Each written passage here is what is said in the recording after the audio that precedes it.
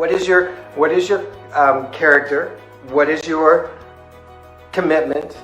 And what is your competency? And so that character thing, as I've described above, is that who you are. What is your value statement? What is my character today?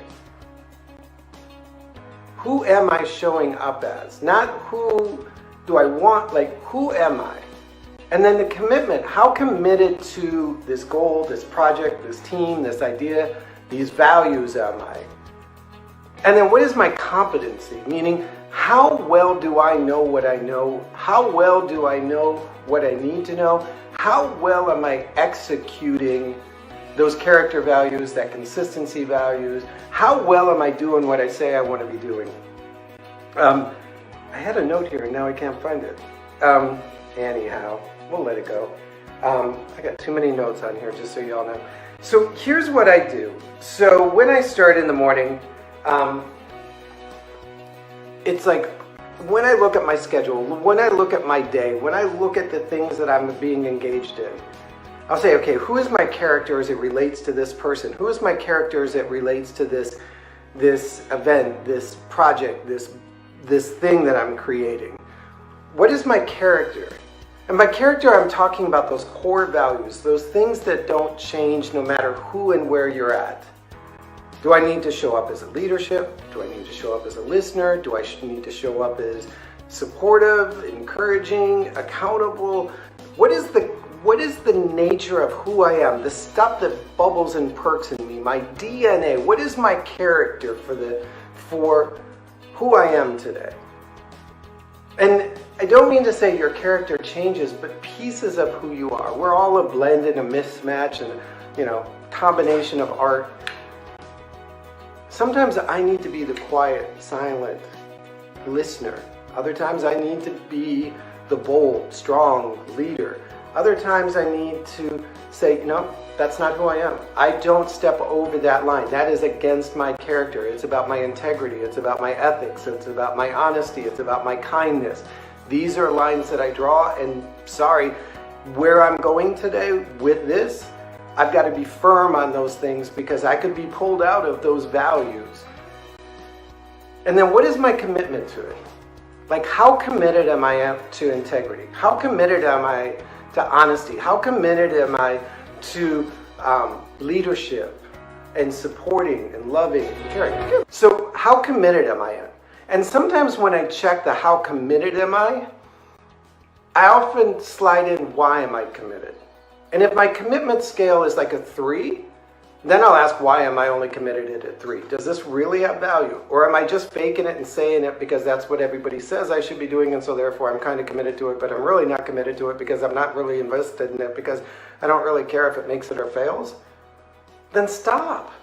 Or figure out how you can move that commitment level from a 3 to a 6 to an 8. Sometimes it's really going back a layer.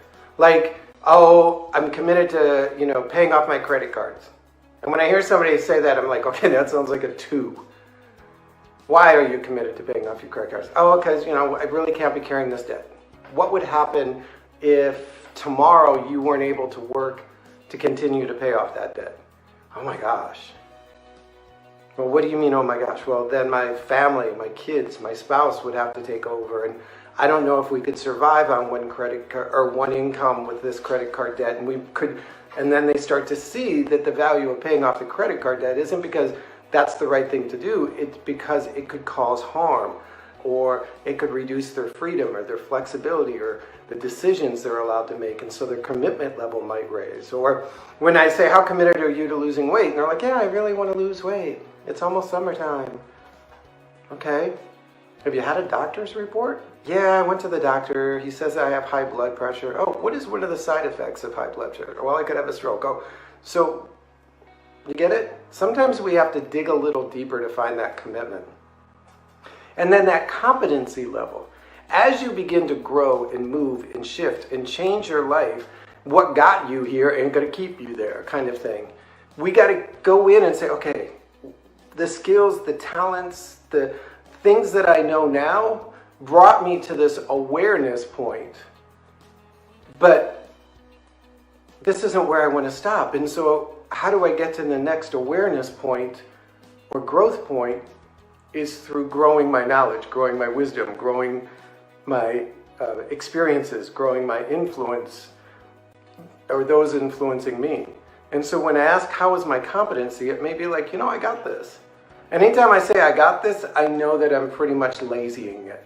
I'm floating through. Like when I say, yeah, got this, it either means I've prepared for the event and I feel confident, or I've done it so many times it doesn't require me to do anything more than just showing up and just running through it. And that's a lousy way to go through life.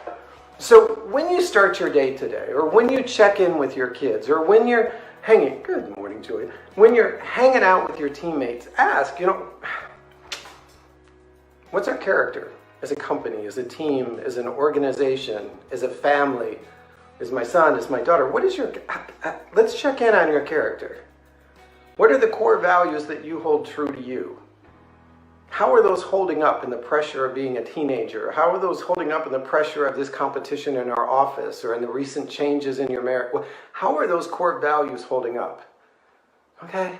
How committed are we to those core values or to this idea of this being who we are? How can we make sure that that commitment stays strong and grows? And then what do I need? What do you need? What do we need as an organization to go to the next level? Because we're doing great. We're performing. We're showing up. We've got it's Wednesday. We got still momentum in our stride.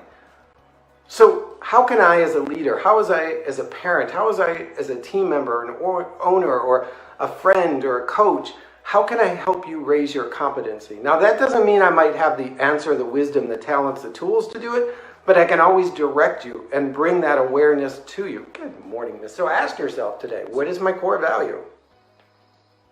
What is my character?